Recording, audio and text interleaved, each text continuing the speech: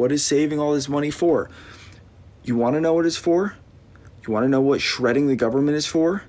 It is because our politicians, specifically Trump, Elon Musk, Doge, but Republicans as a whole, are gearing up to, I don't know how much of this I'm allowed to share, but I guess there's only one way to find out. Basically, I work in the federal government in a office that, I'm trying to not give too much away, that like is handling a lot of the executive orders. And the government's like gonna be in shambles, dude. This is, the executive orders are, and the return to office, this is all stuff they don't have a plan for.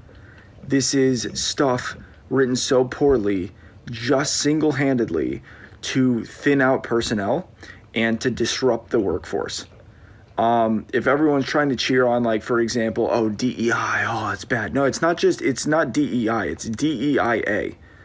But everyone tries to fit a narrative. Do you know what the A stands for? Accessibility.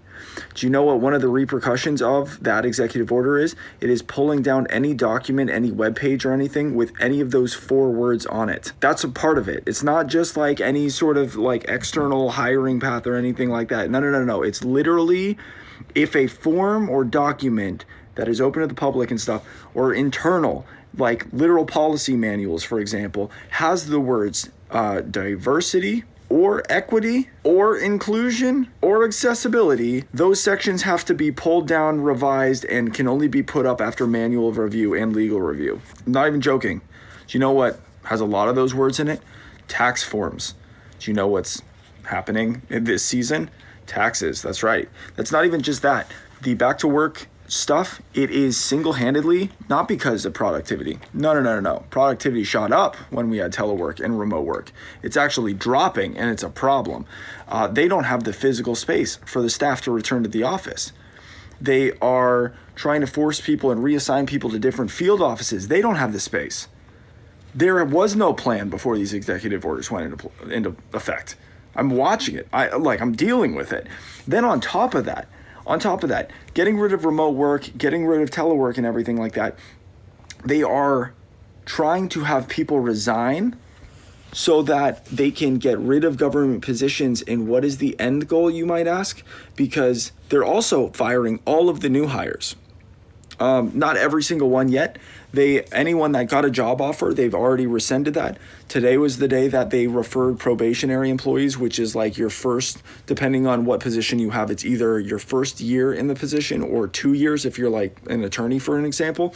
They just referred all of those positions of new hires to their lead agency, which is then going to give that data to the OPM, Office of Personnel Management. And they are basically going to decide who is going to get clipped. Maybe nobody, but probably more people, including possibly myself.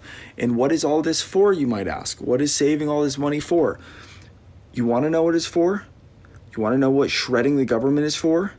It is because our politicians, specifically Trump, Elon Musk, Doge, but Republicans as a whole, are gearing up to give another round of tax cuts to corporations and the ultra-wealthy. And they can't do it on the current proposal because we are now at a point where corporations and the ultra-wealthy are paying so little in taxes, and a good portion of them are already paying absolutely nothing in taxes and are instead getting refunds literally out of our pockets. We might as well just say, Amazon, I gotta pay Amazon $1,000 for nothing in return.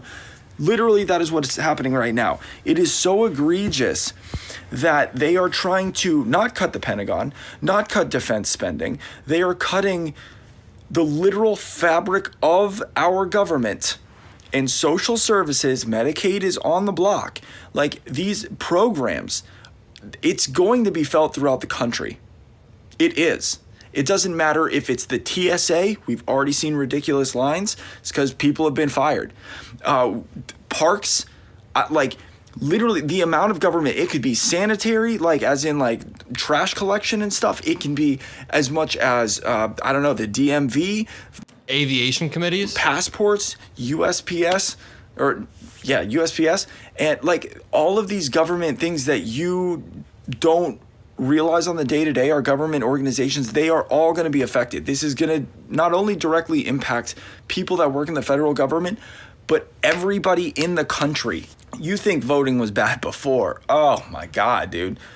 And I get mad because, like, this is the flexing of executive power, and yet the last administration, it's frustrating to watch people not do anything when they're in positions of power. And this is a perfect example of what it looks like to flex that power, but for all the wrong reasons and in all the most horrific ways. And that sucks. I hope you enjoyed watching my face change different colors from the TV. Well, that was incredibly well said from a federal worker, and I have more clips that I want to play for you guys, but I just want to highlight a few things he said there. At the end, when he says, you think voting now is hell, just wait until your forms of identification are harder to get. Just wait until they put more roadblocks up in an attempt to suppress voters. I want to play some more clips about this hostile takeover of our government and the unintended or intended consequences of what could happen. Are you guys watching this? We have a private takeover of the federal government that is being labeled reform. It is clearly in violation of a number of federal laws, at the very least of which is records retention, that a lot of websites that are being unilaterally taken down, public data sets at the CDC that were unavailable for, like a CDC employee had to go out of bounds and upload those to a drive online just so there would be access to them. We have people who haven't gone through security clearances who are using Gmail addresses to join top-level OPM meetings. This is an effing circus. And I guess, sorry, that's all the time that the guest has. That's all the time we have this morning for Trump Morning News. As always, we remind you, your state legislators, you can't do anything directly about this, and there's nothing the Republican Party could have done in the last 20 years. Oh, and by the way, Musk did a salute on stage. Thanks to Josh McLaurin for ending that off with some fire. Those are the types of knife fighters that we need. I have one more video coming from Ryan Grimm, who actually breaks down the USAID lies, because Elon Musk has been bombarding his timeline with lie after lie after lie about USAID, and it's about time we begin to push back. Even if it's overwhelming, we have to push back. So before I play this clip, all that I ask is that you drop a like, subscribe, and just keep in mind the dismantling of US aid by the Trump administration will completely nuke our ability to get ahead of Russia or China. It was established by John F. Kennedy during the Cold War in order to promote global development and prevent nations from falling under, at the time, Soviet influence, but today it would be Russian influence. So its abrupt closure is being celebrated by authoritarian regimes across the globe. The Kremlin is celebrating what Elon Musk is doing. So let's watch this. And just keep in mind again, US aid accounts for less than 1% of the federal budget. Elon Musk is acting like it is 40% of the budget and he just saved America. No, it is less than 1% of the federal government, and its impact on global education, health, democratic initiatives far outweighs that 1% than we spend. But Elon Musk can't do the cost analysis. Every day we are reaching previously unseen levels of duplicity and stupidity, particularly on this website owned by Elon Musk. Let's take this one for a second.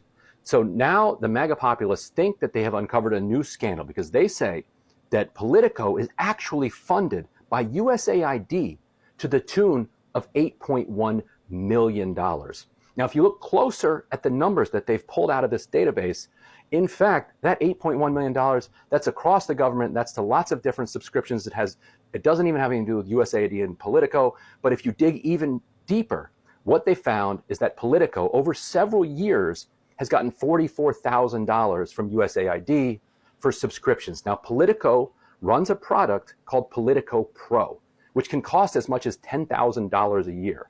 Politico is not the only one that does a product like this. Bloomberg, some others do. I think this is a pretty corrupt way to run journalism because the people that can pay that aren't mostly government. That's a tiny drop in the bucket. It's mostly corporations, lobbyists, weapons makers, pharmaceutical companies, the kinds of people that you don't really want to be the ones that are funding journalism, because then the journalism becomes captured by that money. That is not the scandal they think they found. They think they discovered that USAID is the one funding Politico. That's wrong. But the funniest thing is, wait until they find out who funds Elon Musk. Elon Musk's main funder is the federal government. So if being funded by the federal government makes Politico corrupt when they're not actually funded by the federal government, what do they think of Elon Musk being funded by the federal government? And whatever he's getting now from the feds, he's going to be getting many times more than that over the coming years because of suckers like this guy. Very well said. And you know, it's gotten so bad that even Russia Today had to debunk some of the lies being told on Twitter, which is ironic because I made a video earlier about how Elon Musk has a premium subscription to Russia Today. Russia Today exposed that, and they just posted a debunking. No, USAID didn't pay Angelina Jolie $20 million to visit Zelensky. We would gloat about it, but the source is a single dubious viral video. Enough real scandals without fake news. And the thing is, almost every single statement that Elon Musk has made about our institutions over the past few weeks have been straight up lies. Straight up lies, but then he uses those lies that he spreads to justify undermining these institutions. With USAID, there are many valid reasons for it to exist. Are there problems with it? I'm sure there are problems with every single agency, and we want to make it more efficient, but he is nuking. He is completely destroying that entire agency based on the lies that he spreads, and we need to keep that in mind. Make sure you drop a like, subscribe, share this video. Have a great rest of your day, and I'll see you in the next one. Peace out.